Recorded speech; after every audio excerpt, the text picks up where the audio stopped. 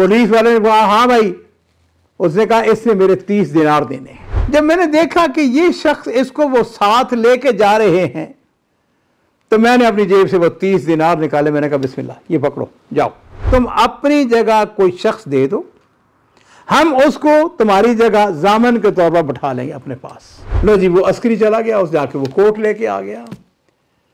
उसने उसमें से 40 दिनार निकाले। तू यहाँ पे कैसे आ गया? तुमको यहाँ पे कौन लेके आया?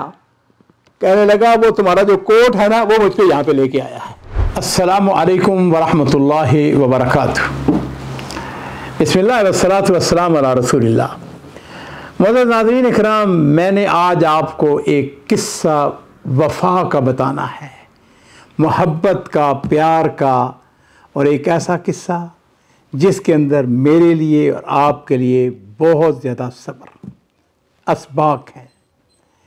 ये किस्सा आज से तकरीबन 65-70 साल अल-जौफ़, ये अगर सऊदी अरब के शमाल में जाएं तो वहाँ पर एक छोटा सा कस्बा है, और जब हम बात कर रहे हैं 65-70 साल की, उस वक़्त तो मज़ीद बहुत छोटा सा होता होगा। बहरहाल वहाँ का एक आदमी, उसने अपनी बकरियाँ पाल रखी हुई थी। उस ज़माने में यही होता था, आमतौर पर जो बद्दू थे उनके पास जो ऊँट होते थे, बकरियाँ होती थी। खैर, रमज़ान का महीना करीब आ रहा था।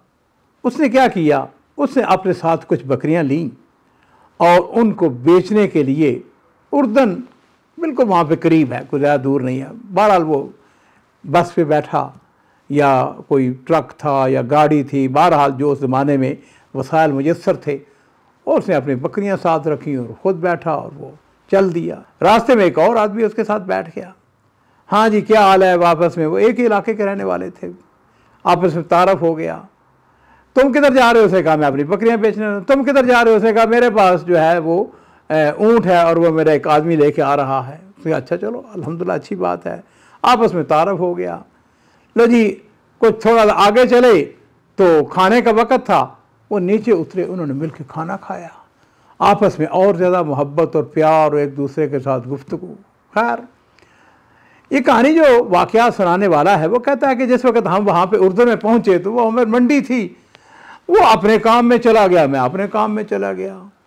अच्छा जी, अब हुआ यूँ कि 1 दिन 2 दिन 3 दिन गुजरे, मैंने अल्हम्दुलिल्लाह अपनी बकरियाँ बेचीं, और कैसा है कि बकरियाँ अच्छी बिक गई, अच्छे पैसे मुझको मिल गए। तो मैंने क्या किया, रमज़ान का जो था ना सौदा सलफ़, वो सारा ख़रीदा, उसके साथ ईद की चीज़ें भी ख़रीद ली। अच्छा, ये ख़रीदने के बाद सारा कुछ वो सामान साथ लिया, और वो आप कह सकते हैं वो गठरियाँ, वो बोरियाँ जो भी थी, उनको मैंने ट्रक के अंदर रखा। और ट्रक के अंदर मेरा ख़्याल है जो उस ज़माने में जो सिलसिला था वो ऐसे होता था कि जिस तरह हमारे यहाँ आजकल भी होता है कि भाई मुसाफिर भी बैठ जाता है, वो सामान भी बैठ जाता है, मुसाफिर और भी बैठ जाते हैं। खैर, वो कहता है कि मेरे पास सिर्फ 30 दिनार बचे।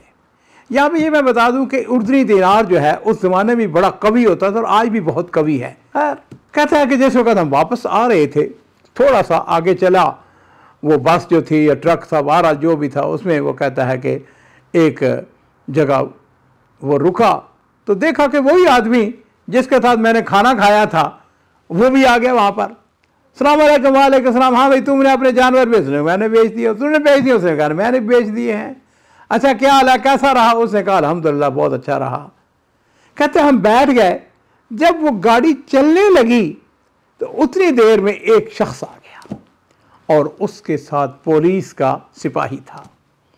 अब वो शख्स आया और उसने आके वो आदमी जिसने मेरे साथ खाना खाया था उसकी तरफ इशारा करके कहने लगा यही है, यही वो शख्स है, यही वो शख्स है। उसने कहा भाई क्या मसला है? तो पुलिस वाले ने कहा हाँ भाई, उसने कहा इसने मेरे 30 दिनार देने हैं। पुलिस वाले ने उससे पूछा हाँ भाई, तो उसने तुम्हारे 30 दिनार देने हैं? उसने कहा हाँ देने हैं। उसने कहा कि देखो बात सुनो, जब तक तुम 30 दिनार नहीं देते उस वक़्त तक तुम अपने वतन वापस नहीं जा सकते, महाराज सऊदी अरब तुम वापस नहीं जा सकते। ये शख्स जो कहानी सुना रहा है या वाक़या पर सुना रहा है, कहने लगा कि मेरी जेब में सिर्फ 30 दिनार थे।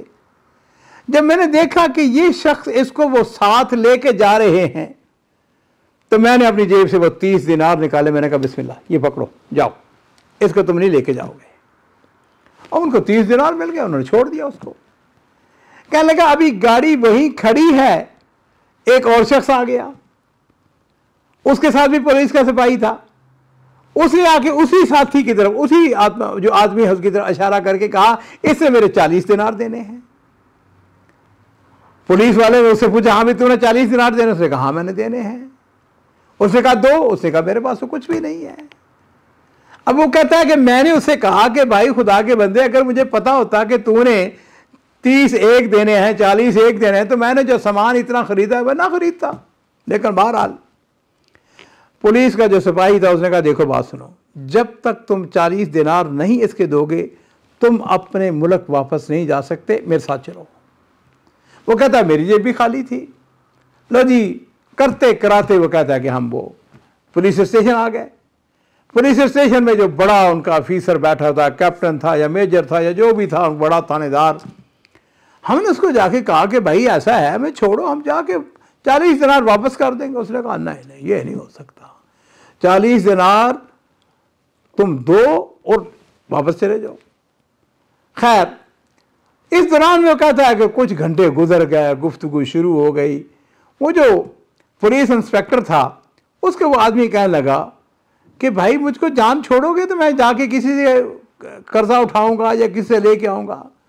उसने कहा था ये बताओ, जो पुलिस ऑफिसर था उसने कहा ये बताओ कि कौन कौन तुम्हारा जानने वाले? उसने कहा फलां खानदान वाले जानते हैं, फलां खानदान वाले जाते हैं यार के ये उर्दन के बिल्कुल बॉर्डर के ऊपर है जौफ, और ये आपस में रिश्तेदारियाँ आना जाना, और ये उस ज़माने की बात है जब हदूद के ऊपर इतनी कोई सख्ती नहीं थी। खैर आज भी सऊदियों को वीज़े की ज़रूरत नहीं है। तो जी उसने कहा कि देखो बात सुनो, मैं तुम्हें एक शर्त पे छोड़ता हूँ, और वो शर्त ये है कि तुम अपनी जगह कोई शख्स दे दो, हम उसको तुम्हारी जगह जामन के तौर पर बैठा लेंगे अपने पास। तुम जाओ और जाके 40 दिनार कहीं से तुम जैसे भी है कर्जा उठा के ले आओ, तो यो आदमी तुम जामन के तौर पर छोड़ोगे, हम उसको छोड़ देंगे। खैर उसने कहता मेरी तरफ देखना शुरू कर दिया। कहता है कि इतनी सी बात है, मैं उसको नहीं जानता, वो मुझे नहीं जानता, लेकिन इलाका हमारा एक ही था, जौफ का वो भी रहने वाला था। कहने लगा जी कि सिर्फ हमने इकट्ठा खाना खाया था। अब नाज़रीन ने कहा जरा गौर कीजिए, वफा इसका नाम है। कहता है कि मैंने अपने आप को पेश कर दिया। मैंने कहा ठीक है मैं इसकी जगह बैठता हूँ, ये जब तक नहीं आएगा मैं यहीं पे रहूँगा, जब ये आ जाएगा पैसे वापस कर देगा मुझको छोड़ देना। कहा ठीक है। लो जी वो आदमी जो है वो 40 दिनार लेने के लिए चला गया। कहता है एक दिन गुजर गया नहीं आया, 2 दिन गुजर गया नहीं आया, तीसरा दिन हुआ जब, तो जो पुलिस ऑफिसर था उसने आके मुझे कहा खुदा के बंदे तूने क्यों उसकी जमानत दी? अब हम तुम्हें नहीं छोड़ सकते जब तुम 40 दिनार ना दो। कहता मेरे पास भी नहीं पैसे चले इतना। अब उनका कानून था, निज़ाम था, और मेरा ख्याल है शायद हमारे इलाकों के अंदर भी यही निज़ाम है, हिंदुस्तान पाकिस्तान के अंदर भी, कि 2 दिन से ज़्यादा पुलिस वाले उसको नहीं रख सकते। उन्होंने उसको जेल में भिजवा दिया। जिस वक्त ये शख्स जेल में जाता है, अब जरा तसव्वुर करें, वो कहता है कि मेरा वो सारा सामान, वो बोरियां, वो जो मैंने रमज़ान का सामान ख़रीदा हुआ था वो सारा एक तरफ पड़ा हुआ है। कहता है कि जिस वक्त मैं जेल में गया तो वहाँ पर एक आदमी था, बड़ा मुअज़्ज़ज़ आदमी। मैंने कहा हाँ भाई। कहता है कि हम दोनों से चूके तो आपस में जाते ही ज़ाहिर है सलाम तो हुई, मुलाकात हुई, गपशप शुरू हो गया। हाँ भाई तू तेरा जुर्म क्या है? उसने कहा मेरा जुर्म यह है कि मैंने, मुझे जेल के अंदर पहले था ना आदमी, उसने कहा मैंने 300 दिनार देने हैं और मुझे इस जुर्म में गिरफ्तार किया गया है कि मैं जब तक ये 300 दिनार नहीं देता ये मुझको छोड़ने वाले नहीं हैं। उसने कहा तुम्हारा जुर्म क्या है? उसने कहा मेरा जुर्म ऐसे ऐसे और मैंने 40 दिनार देने हैं। उसने कहा सिर्फ 40 दिनार? उसने कहा हाँ। उसने कहा अच्छा। उसने क्या किया, वो जो था ना जंजाना जेल खाना, वो उसे जाकर उसके दरवाजे को उसने नॉक किया ज़ोर ज़ोर से। वो अस्करी आ गया। हाँ भाई क्या बात है, क्या मसला है? उसने कहा कि वो जो किस्मुल अमानात है ना उसमें मेरा कोट है, वो मेरा कोट ज़रा लेके आओ, मुझे उसमें से कुछ चीज़ निकालनी है। लो जी वो अस्करी चला गया, उस जाके वो कोट लेके आ गया। उसने उसमें से 40 दिनार निकाले। उसने कहा कि ये 40 दिनार पकड़ो, तुम तो निकलो यहां से। लो जी नाज़रीन इकराम, उसने पुलिस वाले को बुलाया। उसने कहा भाई हाँ भाई ये 40 दिनार का बंदोबस्त हो गया है। उसने कहा पहले क्यों नहीं बताया? उसने कहा ये कोर्ट वाले ने दिए हैं, मेरे पास अगर होते तो मैं जेल में आता। अब यहाँ पे कहानी जो है वो एक नया रुख, एक नया मोड़ अख्तियार करती है, और वो ये है कि ये कहता है कि जैसे ही मैं जेल से बाहर निकला, मेरे सामने एक ही हम और गम था कि मैं इस शख्स को जिसने मेरे ऊपर इनाम किया है, एहसान किया है और मुझको 40 दिनार दिए हैं, इसको मैं कैसे छुड़वाऊं। कहता है हमारे इस बादिया के अंदर एक फैमिली है, अल अकीली फैमिली है, ये कबीला है, बहुत बड़ा कबीला है। मैं इसके बारे में पढ़ रहा था, ये बिलाशुबा कसीम के रहने वाले हैं, लेकिन पूरे बादिया के अंदर फैले हुए मुख्तलिफ जगहों पे। अल अकीली फैमिली का एक सऊद अल मशारी था। ये शख्स बड़ा अमीर आदमी था, इसके पास अमीर गरीब छोटे बड़े सब इसके दस्तरखान पे आते, खाना खाते। कहते मैं उसके पास चला गया, मैंने आपको जाके अपना तारफ़ कराया। वो मेरे ख़ानदान को जानता था क्योंकि मैं भी उसके वहाँ पे करीब का रहने वाला था। खैर, कहता है रात हमने इकट्ठे खाना खाया और जब लोग चले गए तो फिर मैंने उसको बताया। मैंने कहा कि मैं ऐसे इस काम के लिए आया हूँ, मुझे 300 दिनार उधार चाहिए, मैं उस आदमी को निकालना चाहता हूँ किसी भी सूरत। उसने कहा मेरे बेटे आराम से सो जाओ, अल्लाह खैर करेगा, सुबह होने दो बस। तो नाज़रीन इकराम, अगले दिन सुबह हुई, कहते हैं हमने नाश्ता वाश्ता किया और मैंने उस आदमी सऊद अल मशारी को साथ लिया और हम जेल खाने में पहुँच गए। कहते हैं कि मैंने उस आदमी का नाम ले लिया था, वो जो जेल में था। कहते हैं जाके उसने पुलिस वालों को अपना तारफ़ कराया, पुलिस वाले जानते थे इलाके को, कबीला बड़ा मशहूर कबीला है ये बाय द वे। खैर, कहता है कि मैंने उसने कहा भी फलां आदमी है, उसको क्यों तुमने जेल में रखा। उन्होंने कहा जी 300 दिनार उसने देना। उसने कहा ये पकड़ो 300 दिनार, इसको छोड़ दो। अब ये शख्स जो है जेल में से निकला बाहर, तो उसने देखा सऊद अल मशारी बैठा हुआ और उसके साथ ये शख्स जो कहानी सुना रहा है, मैं अपने वाक़या सुना रहा है, वही बैठा हुआ है। उसने कहा कि तू ये बता कि तूने मुझे जेल के से क्यों निकाला है, हैं जी। तो उसने कहा तू यहाँ पे कैसे आ गया, तुमको यहाँ पे कौन लेके आया। कहने लगा वो तुम्हारा जो कोट है ना, वो मुझको यहाँ पे लेके आया है, वो जो कोट में से तुमने पैसे निकाले ना, वो लेके आया है। चलो अल्हम्दुलिल्लाह, एहसान हो गया। अब ये शख्स कहता है कि मैं वापस आ गया सऊदी अरब। कहता है 15 रमज़ान जब हुआ तो वही शख्स जिसके मैंने 300 दिनार दिए थे, वो शख्स जो है मेरे घर में आता है और उसके साथ 20-25 जानवर थे। मुझे आके कहने लगा अल्लाह के बंदे चलो इनको हम बेचते हैं और इनको बेचकर जाकर सऊद अल मशारी का 300 दिनार वापस करते हैं।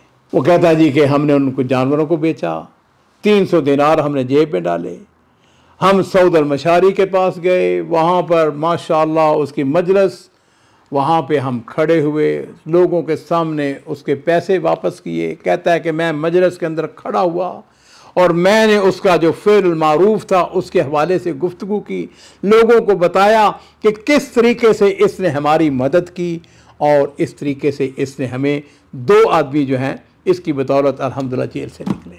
नाज़रीन इकराम, कहता है कि मैंने उसको वो 40 दिनार वापस करने, उसने कहा ना भूल जाओ इन 40 दिनारों को। इस वाक़े से यकीनन ये तो आप मुझे कमेंट्स बॉक्स के अंदर लिखेंगे कि इस वाक़े से आपको क्या मिला, क्या सबक मिलता है। लेकिन इतनी सी बात है, उन्होंने इकट्ठे खाना खाया था और इकट्ठा खाने के बाद आप ये अंदाज़ा करें कि किस तरह उसने उसकी ज़मानत दी, किस तरह वो पहले थाने में रहा, फिर जेल में गया, वगैरह वगैरह। आज मुझ समेत तुम्हारी हालत पता क्या है, आदमी नेकी करता रहता है, करता रहता है, करता रहता है, लेकिन ज़रा सा किसी वक्त वो उसका जवाब ना दे सके तो वो सारी पिछली जो है ना नेकियां उसको भूल जाता है। नहीं मेरे अजीज़ों, कभी भी फ़ेल मारूफ को कभी ना छोड़ना। जो खैर के काम है ना, फस्तबिकुल खैरात, आगे बढ़ें, कोशिश करें अपनी इम्कानी हद तक।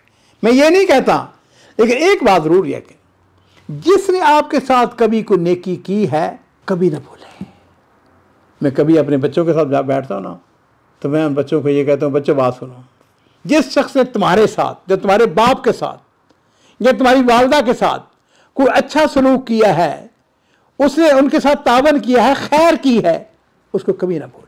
एक और बात जो कि इस हवाले से आखिरी बात, आम तौर पर ये होता है कि वो कहते हैं कि जनाब अली हमारे आप इश्तराक करें। इस वक्त तक हमारे गालबन 73,000 हैं तक करीब हैं।